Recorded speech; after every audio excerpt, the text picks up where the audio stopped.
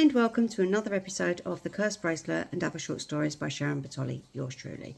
I do apologise for not getting this up last week. I was a little bit busy. I had a friend of mine in hospital, so unfortunately that took precedence over pretty much everything.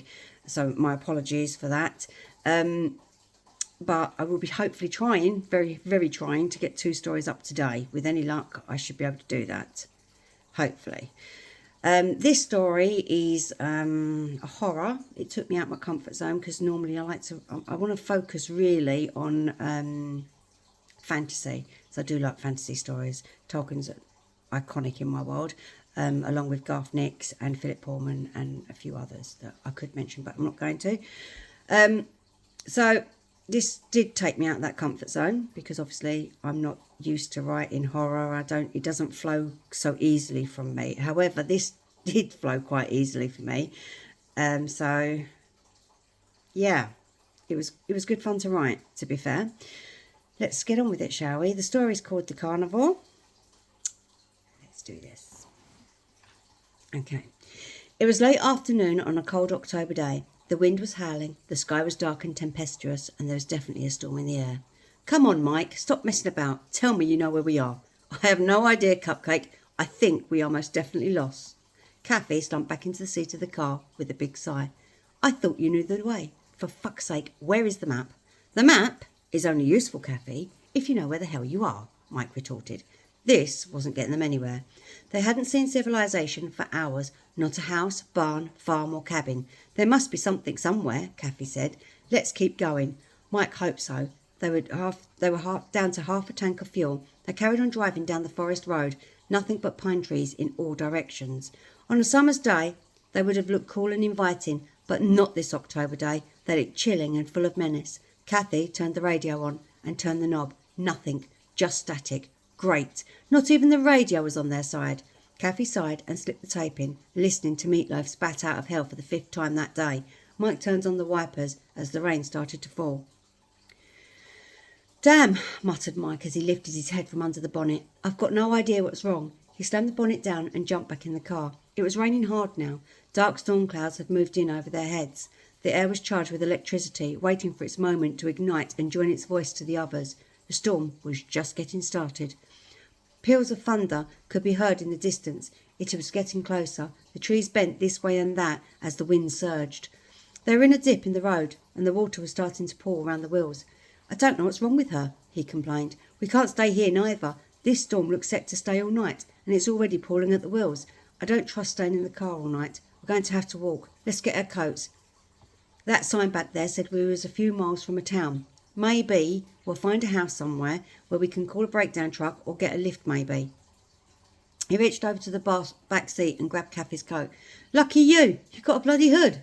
He shoved the coat at Kathy. She sighed and slipped it over her shoulders as she unclipped the seatbelt, grabbed her bag, opened the glove compartment to retrieve the torch. Good thing I put new batteries in this morning, she muttered as she grabbed it, handing it to Mike. She said, You can have that. They got out the car and started walking up the road. There was no sign of other cars, bikes or people as they looked up the road. About right, they hadn't seen anyone in over an hour.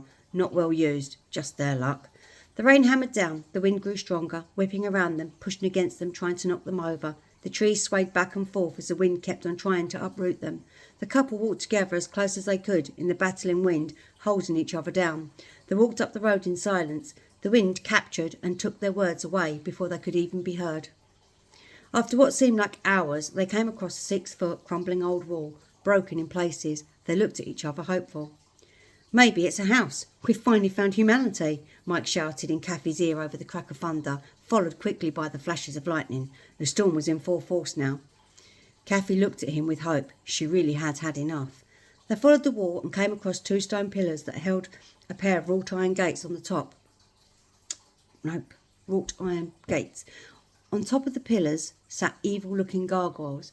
There was one on each side. They were about 3 foot tall and made of stone with grotesque expressions on their leathery-looking skins, their cold, hard tongues protruding from their gaping maws.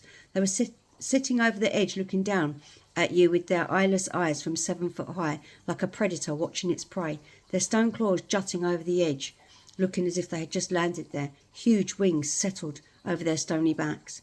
The gates were woven iron, all curls, leaves, and what looked like daisies in an elegant pattern. In the middle was a shield with some kind of animal atop, rusted long ago. The coat of arms on it was barely recognisable after the years of weathering. Beneath the shield was a keyhole, just holding the gates together, old-fashioned and probably didn't work. This estate was old, very old. The gates were unkept and rusty. Weeds grew out in front and behind it, making it look impossible to open. Ivy had started to reclaim the left side. It was almost completely covered. It pretty much looked like I had just walked onto a set from Dracula. "I'm not going in there," Kathy shouted. In that moment, a lance of light came from the sky and hit the tree behind them. There was a sudden flutter of birds flying from the roost, accompanied by a loud crack, creaking and groaning and snapping. The tree swayed and started to fall towards them. The smell of burning woods filled their noses. The tree was coming down. Mike pushed a gate. It didn't take much persuasion for it to fall from the rust-eaten hinges. He grabbed Kathy and pulled her through.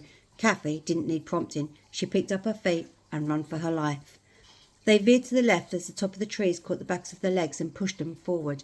They landed face first into the remains of an old path that Mother Nature was in the middle of reclaiming. They laid there panting heavily from the exertion and shock. Mike recovered first, feeling around for the flashlight, which had somehow managed to go out. He found it and flicked the switch. Nothing. He bashed it on the ground next to him. The light blinded him. He swore. He turned to Kathy. "Are you okay?" "Ouch," was all the response he got, as she slowly sat up and rubbed the back of her legs. "That fucking hurt." He looked back at the way they had come. The tree completely blocked the entrance. The gate that had been standing now disappeared under the foliage of the tree. No getting back to the road that way. Mike looked up the remnant of the path and could make out a faint light in the distance. He pointed. Kathy followed his gaze. Mike got to his feet and helped her to hers. They were both covered in mud. They didn't bother trying to clean themselves down. They headed towards the light. They must have come across an old mansion or estate of someone's. They were in luck after all. It took them less than 15 minutes to walk up the path to the run-down manor house. The lightning flashed, showing the features for a few seconds. It was enough for Mike and Kathy to take in all the mansion's eerie details. They swallowed hard and drew a deep breath. The house was old. It stood like an old disused church with a tower on the left side. The walls were the colour of slate, grey and weathered. There were more gargoyles protecting the home from evil spirits, sitting on the embattled walls with their mouths open, the rain pouring off their tongues. Antique Victorian lead-light windows reflecting the light.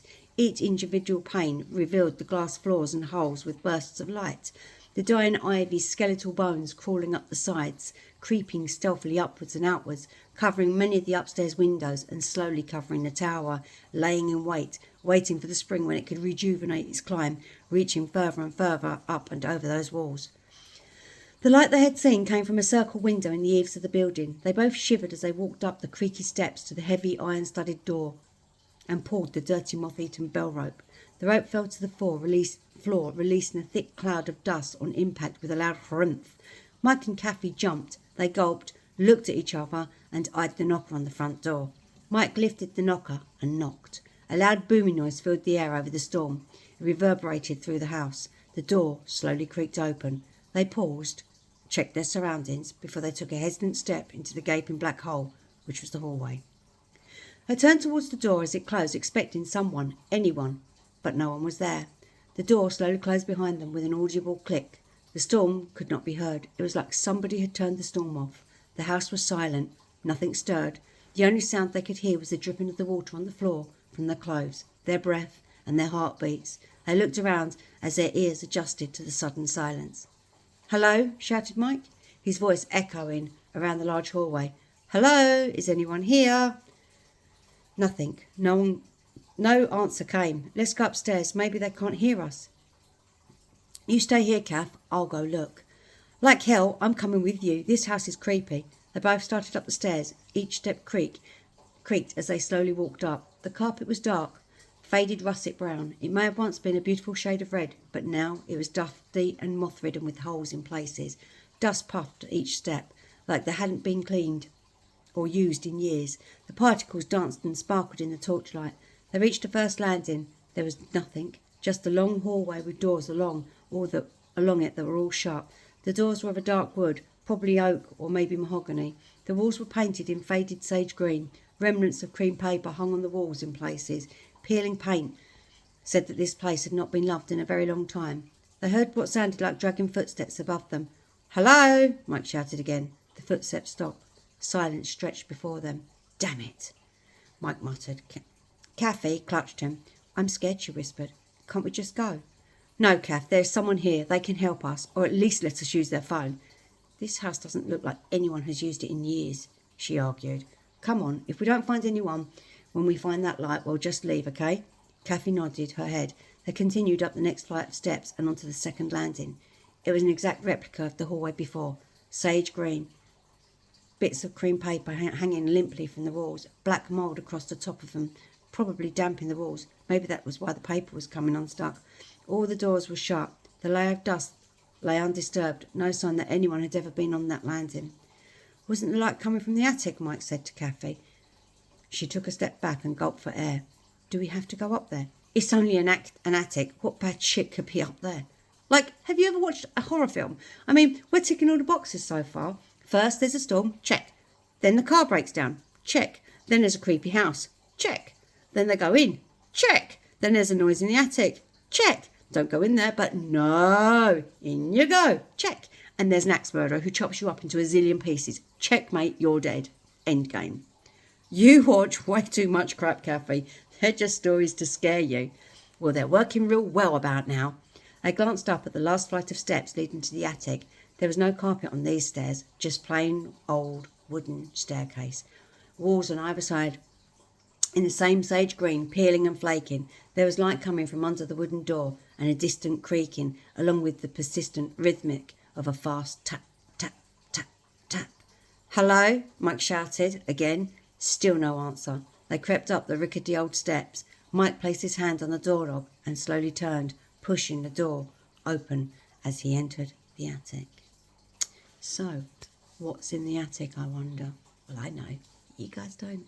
So, I'm sure you're going to look forward to reading it when it comes out, which will soon. As I said, she's still in the stories are still with my editor, so she's still busily going through them. So hopefully, fingers crossed, it will be soon.